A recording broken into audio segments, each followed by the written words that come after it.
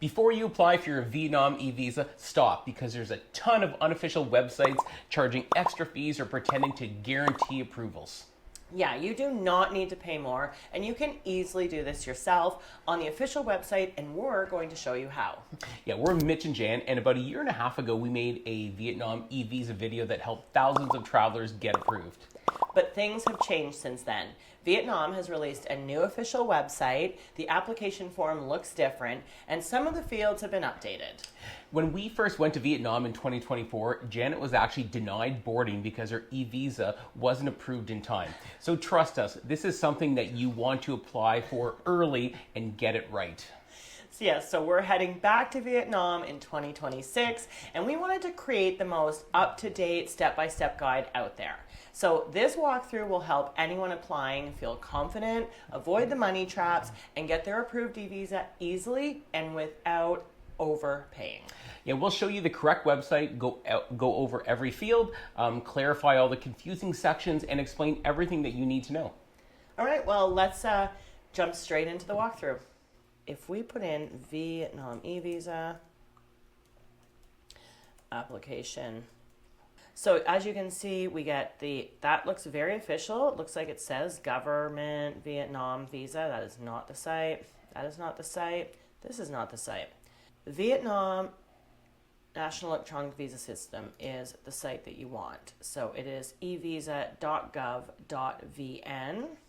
And the other sites, you will be able to get your visa, but it's just a third party that will charge you extra money to do the work for you when the work is not really a lot. And maybe let's talk about the difference in the browsers that you use. Yeah, so when I applied for mine, we are like Apple Mac users, so I typically use Safari for everything. Janet uses Google Chrome, and there's some differences, and the recommendation is to use Google Chrome and not Safari. Yeah, and there's just some things that Safari blocks that brings up, and we did notice those differences when we did it with Mitch's. So just use Google Chrome for a seamless experience. Yeah. So let's get started. This is exactly what the website should look like. So if you've clicked on anything and this is not what the homepage looks like that comes up, you are on the wrong site. So try again. So again, there it is. evisa.gov.vn is what you want. Now, everybody thinks you have to log in. We're not going to log in, right, Mitch? You're not logging in. You're going to apply now, and it creates your profile for you as you go through the application process. So most of these declaration instructions are just pretty standard. Yeah. Basically, if you have dishonest information that's found out, you'll be denied, et cetera, et cetera. One important thing to know, this is something you apply for when you are outside of Vietnam, not in Vietnam itself. So we're just going to click these. It's sort of like any standard application that you're confirming you're going to, abide by laws and you're going to read everything carefully. But you need to click those to proceed. So we proceed to fill out the application form, and the very first thing you're going to have to do, which is smart because this is where you can run into some of the biggest problems, is getting the pictures in and downloaded. And we're going to upload Jan's mugshots here. Yeah, so let's go over, as I'm finding my mugshot, Mitch, if you can just talk about some of the rules, like the 2 megabyte, I think the size is one of the... Yeah, so you have 2 pictures that you have to upload. The first one is just basically a selfie of you, or a headshot. Headshot, I guess. Yeah, that's what I was looking for. And it needs to be from shoulders up. You can't be smiling. You can't have glasses on, sort of all of the standard things there. And one of the important ones is you have to be behind a white background, so like a white wall. Yeah, or white-ish. White-ish, yes, exactly. For good contrast. Like we've used beige and everything has been fine. But yeah. Find the whitest wall you can. And as you can see, we have Janet's mugshot there with a white-ish background. And again, like no smiling. And then now we have to take a picture of the passport, and it's just your, like the pictures section or the picture page of the passport, not where you sign up above. Yeah. And again, that can't be greater than 2 megabytes, and it needs to be a JPEG picture. All right, so it's just analyzing your passport photo and the photo that you submitted, your headshot, to see if you have a match.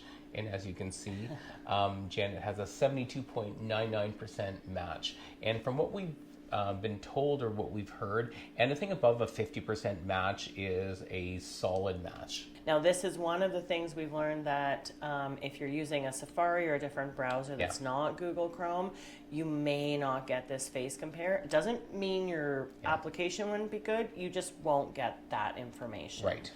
It's blocked by browsers like Safari. Yeah. So the other thing it does then is it pre-populates, as you can see, takes everything from the passport information and enters and pre-populates. One thing I just want to bring up, so when you look at the middle and given name, first name, it's a little bit backwards there because it wants you to enter your middle and given name, but really what it wants is your first name, your given name and your middle name. So just don't be confused by that. Enter your given name and middle name. Yeah, like you normally would. It literally is reverse of what it says, right. But intuitively you don't want to put your middle name first, and you are correct. So, and just double check all of the pre-populated information from your passport, like your date of birth and all that kind of stuff. And Janet, that's not the year you told me you were born. He always says that to me. So yeah, we're going to put in our email here, and this is where, as Mitch mentioned earlier, it's sort of automatically creating us an account by email. So we've been registered now. And just one thing, so like it pre-populated your nationality based on your passport picture. Where it says identity card, don't put anything. There is no asterisk, so you don't have to do anything there. So just leave that blank. Yes, and then religion, what we've learned about religion is, as you can see, that does have an asterisk, so you need to complete something there. So we're not saying to be dishonest, but you need to enter something. And in our experience, we have never been asked to provide our documents to prove our religion. Correct. So put something there. Next is just these pre-populate. They all pre-populate no, but you're going to answer these questions as they apply to you. The only one we want to clarify is this first one about, have you ever used any other passports to enter Vietnam? Mitch. Yeah, so I was a little confused when I was doing mine, because when we applied for our Vietnam eVisas in 2024, I had a different passport, not a different passport, but my passport expired, so I had to renew my passport. So then I'm just wondering, that's a different passport number, so should I answer yes to that? But the answer is no. It's just if you have a passport from another country that you might have entered Vietnam in previously. Yes, so if you're a dual citizen, you've entered it before, and now you're entering under a different passport from a different country, that is when you would say yes.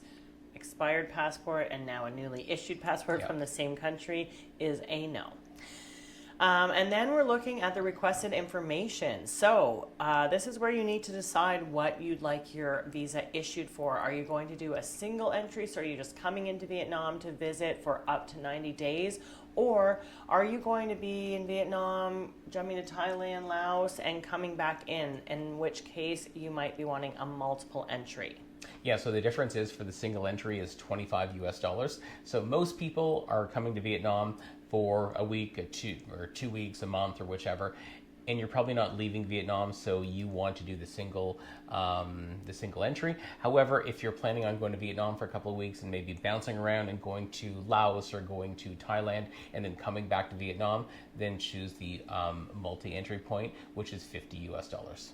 And it is double. So if you chose single entry and you happen to leave, then you're just going to have to reapply to come back into Vietnam on another single entry if you leave and come back.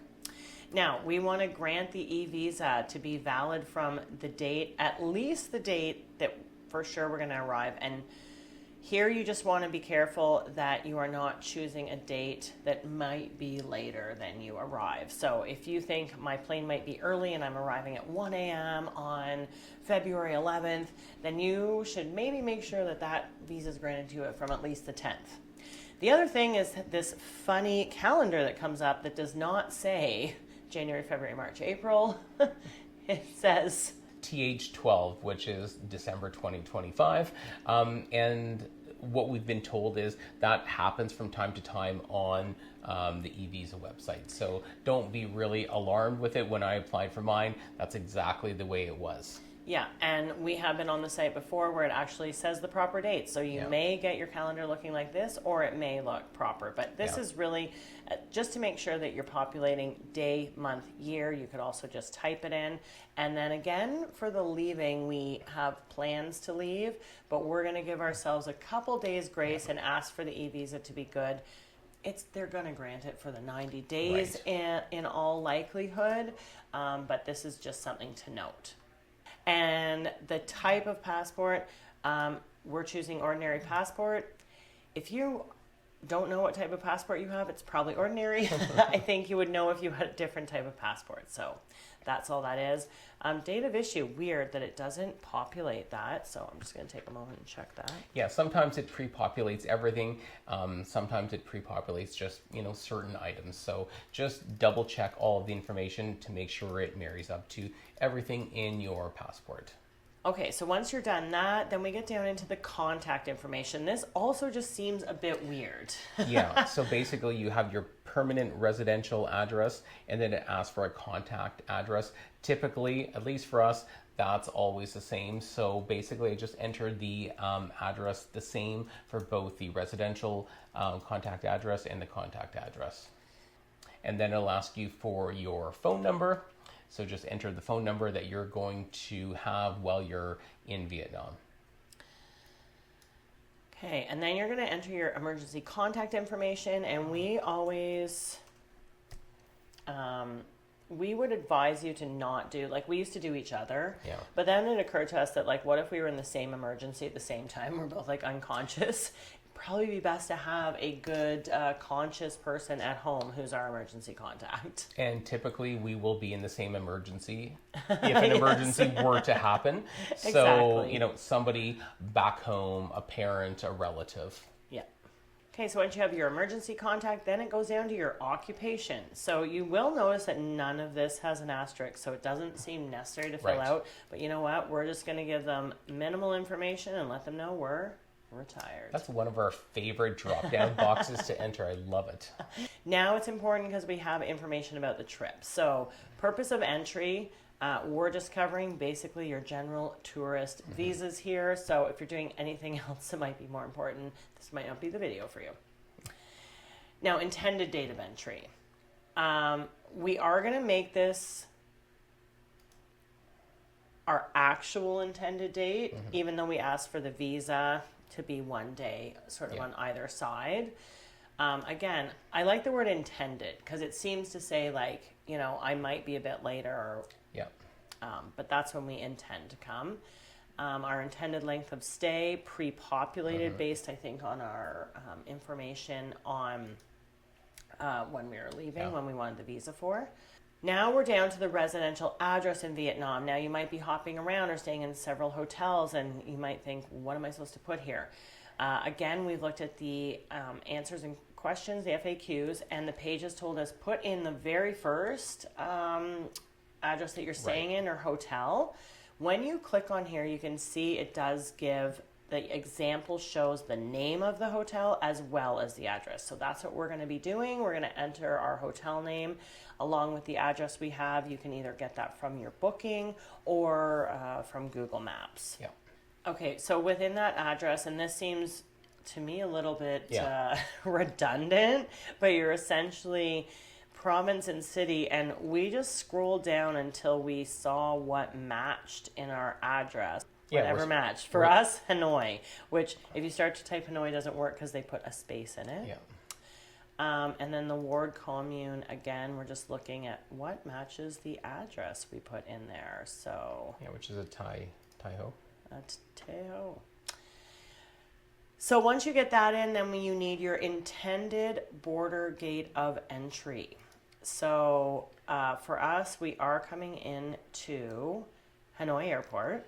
Yeah, so just be careful with that, because we were looking for the Hanoi airport, and it wasn't coming up as a gate of entry. But the Hanoi airport is called the Noi Bai International Airport, which was in the list, so that was good. So we found the Noi Bai. So just check your tickets. That's what we had to do. We actually had to go on like Air Canada and see what we were flying into, if it wasn't indeed Hanoi. And the Hanoi airport is actually the Noi Bai. So again, that is the same thing with your intended border of exit. Maybe the same. For us, it's going to be different. For lots of people, if you're traveling through, it could easily be different. The Ho Chi Minh City is actually at least this one, they have it in parentheses to help you out. So yeah, just double check all this information. I mean, you'll have a chance to check it all in a review once you do everything. This is one of those check boxes you must check. What was it? Yeah, it's just basically saying that it's just a standard legal compliance statement for all foreigners entering Vietnam. So basically, you have to check it. If you don't check it, you can't continue. Right. Again, these next questions are all pre-populated as no. So, I mean, one that might apply is if you have been in Vietnam in the last year, that might be a yes, or if you have relatives. So anyway, again, just answer those truthfully. They're already pre-populated no.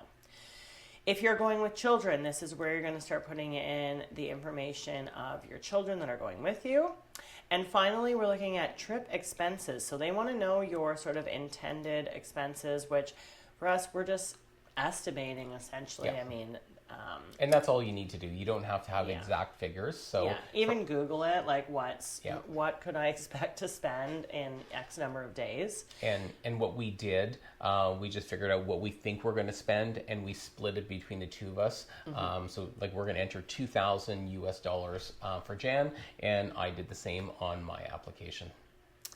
And then this is an important one. Did you buy insurance? Because they do actually want you to have health insurance if you're coming to Vietnam. They don't want you dependent or stuck in Vietnam because you've been in an accident and can't pay for that. We use Safety Wing. If you are going for less than 30 days and it's your first 30 days of travel, you may well have credit card insurance. You may be covered through work. So you're just putting in the insurance here. I would even say, if it was my credit card insurance and it said, did you buy? I would answer that yes, even though you haven't technically put any money out for that. You have paid your credit card fees. Exactly. So I definitely that has to be a yes, and then specify what insurance you have. And then here's just who's going to cover the trip expenses. I mean, we're adults, and so we are going personally. So personally doing it, you only get two choices, personal or company. Exactly. And I wouldn't want to enter or select company when you applied for the tourist visa. So just make sure all of your answers are truthful. And now our payment method, and that is like how we're going to pay for our expenses. And we're going to mainly use credit card. So we just indicate that. So cash. If you have traveler's checks, good for you, because I don't even know how to acquire Do they those. still exist? Or if they accept them. Clearly, I guess in Vietnam they accept traveler's checks. Is it 1988? And then again, you're just doing that legal. You declare everything is true, and you carry on and hit next. I'm just going to double check that all the passport information is correct. Okay, so once you've double checked all your personal information, definitely double check your date of entry and this information is correct, and make sure, if anything, you've given yourself a little extra time. Definitely don't just put it on the dates you're arriving and dates you're leaving would be our recommendation. And again, your residential address. If you haven't got a place already booked, book something and cancel it so that you can put something on here, I guess. And then you're going to prove that you are not a robot. So this is what you get right away, that your declaration is completed. So now we like to take a picture of this. Because that electronic document code is going to become important when you're trying to, is that the number that we trace? So basically, once your application is approved, you will get an email. And what we've been told, the email is not as quick as